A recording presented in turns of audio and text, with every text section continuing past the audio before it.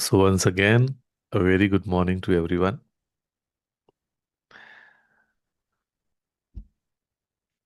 You know, let's begin with a beautiful thought.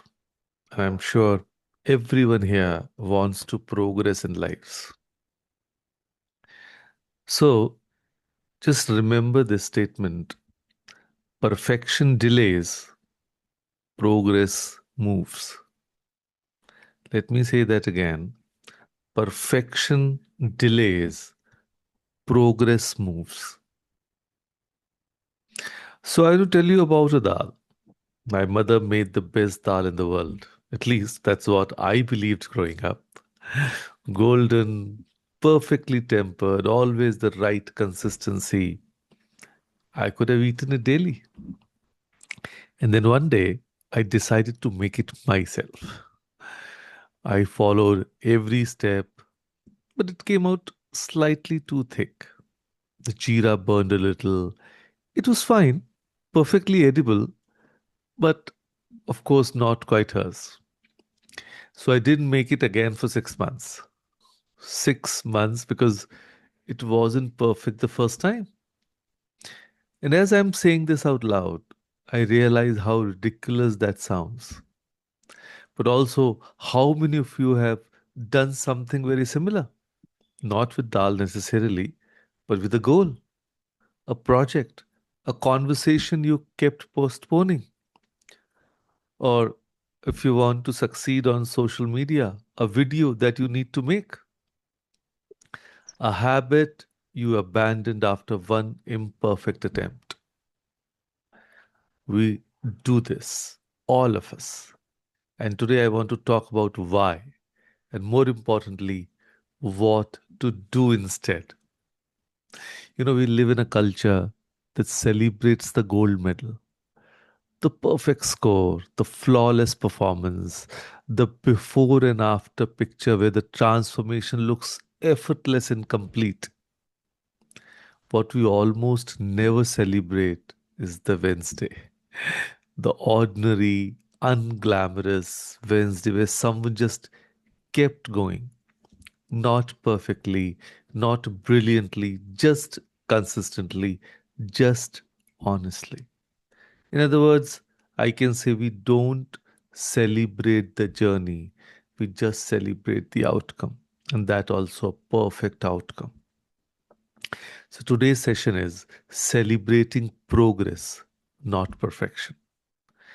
And the metaphor I want you to hold today is this: perfection delays, progress moves. So let's see what that looks like in the lives of people who look exactly like us. Let's meet Urmila. She's 43, homemaker in Nagpur, intelligent, organized, endlessly capable. The kind of woman who remembers everyone's birthdays, coordinates three tiffin boxes, and somehow also reads a novel a month. For years, she's wanted to learn Bharatnatyam, proper classical dance, something she loved as a girl but never pursued. Her children were now teenagers. She finally had a bit of time. But every time she considered joining a class, the same thoughts arrived uninvited. मैं अब 43 years की हूँ, class में सब young girls होंगी, मेरी flexibility तो गई, लोग क्या सोचेंगे, आधी उम्र में नाचना सीखने चली. So what will people think, right? So she waited for the right time, for the right body, for perfection to give her permission. Then her daughter, sharp as anything, said, Ma, you're not waiting for the right time. You're just scared it won't be perfect. Urmila joined the class. She was, in fact, the oldest in the room. Her knees did protest. She forgot the steps twice in the first week. She went back anyway. 6 months later, she performed in the annual recital. Not flawlessly, but fully, with her whole heart. And in the audience, her daughter, the one who had called her out, was crying. Not because it was perfect, because her mother had moved. Progress, not perfection. That recital wasn't a masterpiece, it was a milestone. Now, let's talk about Ananya. She's 31, product manager at a tech company in Hyderabad, brilliant at her job, but she had a specific problem. She could never finish anything. Not because she was lazy, because she was a perfectionist. Every presentation had one more slide to add. Every report had one more round of edits. Every email was rewritten 4 times before sending. Her drafts folder, a graveyard of almost sent messages. Her manager finally said, not unkindly, Ananya, a good plan executed today beats a perfect plan executed never. She knew it. She'd heard it, but she never really felt it unless he added, your perfectionism is costing the team speed, and speed right now is what we need. That reframing changed everything. She started using a new rule for herself: 80% done is done. Ship it, learn from it, improve the next one. It was uncomfortable at first, genuinely uncomfortable, like sending a WhatsApp message without rereading it 17 times. But within a month, she'd shipped more features than in the previous quarter. Her team's momentum increased, and ironically, the quality of her work went up because she was getting more reps, more feedback, more real world learning. So, progress gave her what perfection never could: actual data on what works. And, you know, sometimes we feel, अरे ये सब ठीक है, but I'm not a perfectionist. मैं तो procrastinate ही नहीं करता. You just take your time. You like to be sure. You are being thorough.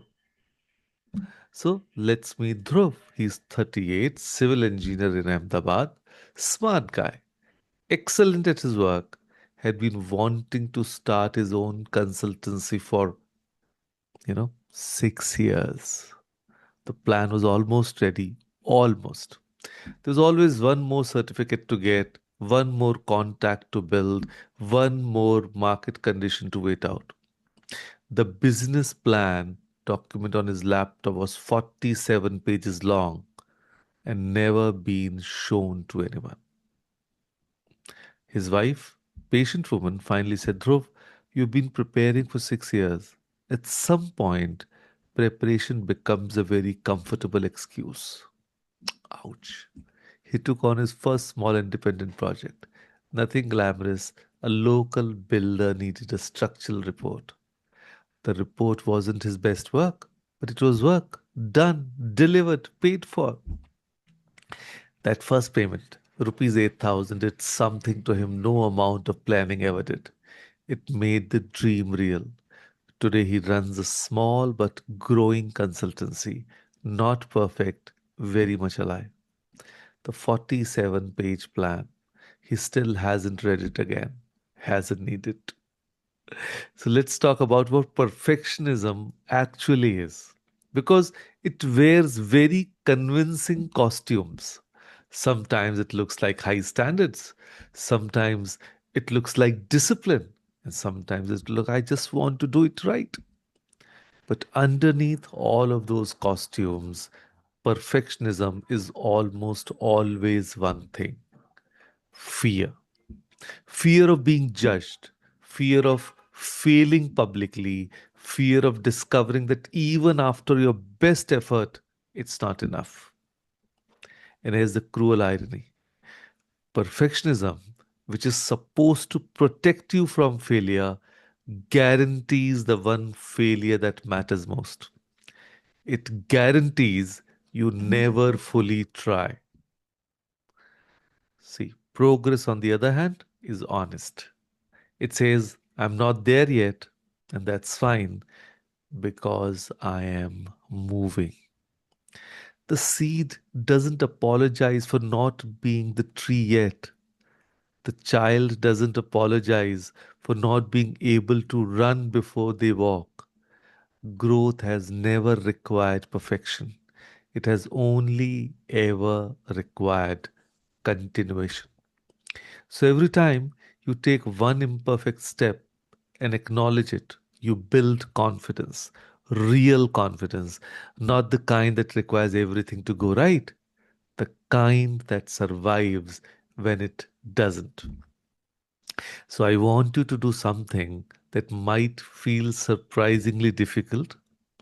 I want you to celebrate yourself. Yes, not for something huge, not for something finished, just for something real. Think back over the last 3 days and find three small wins. Yes, last 3 days, three small wins. It can be as simple as you drank more water than usual. Even that is a win. You had a difficult conversation you'd been avoiding. A win. You submitted something even though it wasn't quite ready. A win. You showed up somewhere where you didn't feel like it. Another win. Or you are as simple as you are kinder to someone or to your own self. It's a win. Write them down. Three of them in your notebook, on your palm. I don't mind. And then this is the important part. Acknowledge them fully. Not with a, but I could have done more. Not with a, it was nothing. Just, I did this, it counts, I am moving. Because the brain that is taught to notice progress will keep making progress. And the brain that is only rewarded by perfection will quietly stop trying. So there's a Japanese concept called wabi sabi.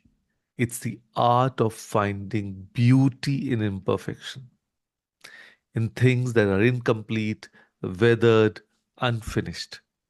A cracked clay pot, a faded photograph, a handmade thing with slightly uneven edges. And there's something in those imperfections that a factory perfect object simply doesn't have: humanity.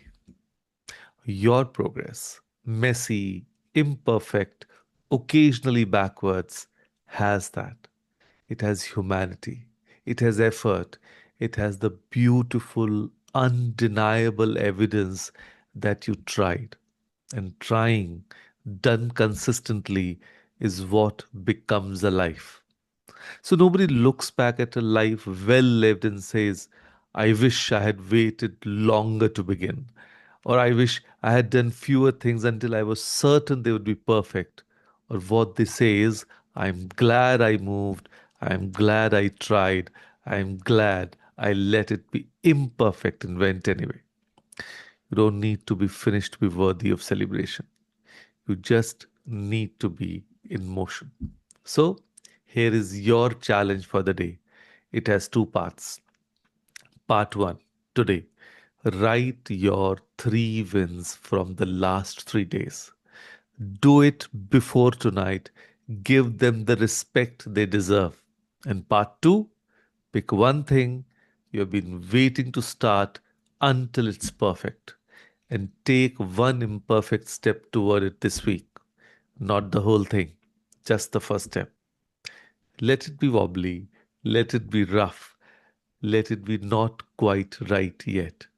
Because not quite right yet is infinitely more powerful than never started.